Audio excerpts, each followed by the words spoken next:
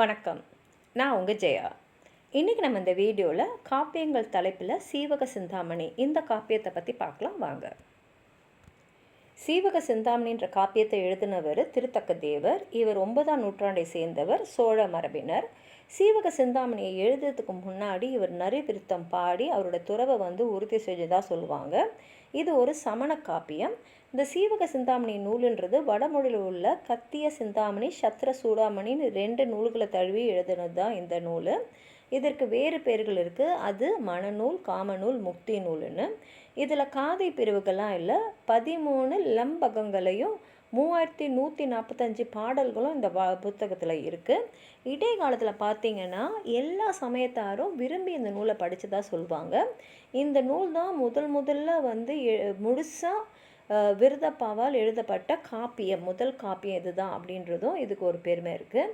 இதோட கதையை பார்த்திங்கன்னா, இதோட கதை தலைவன் சீவகன். சீவகனுடைய ஆசிரியர் வச்சனந்தி.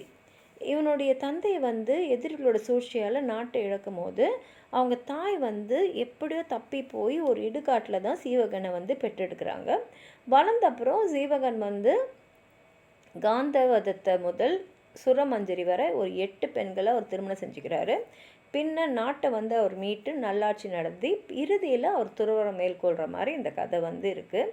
இதில் சிறந்த வரிகள்னு பார்த்திங்கன்னா, காய்மாண்ட தெங்கின் பழம் விழ, அதாவது நல்லா முத்திய தென்னை மரத்துலேருந்து நெட்டுனா தேங்காய் கீழே விழுது. இது ஒரு பெரிய பாடலில் இருக்கக்கூடிய முதல் வரி. இது அந்த அழகான சூழ்நிலையை அருமையாக விளக்குது.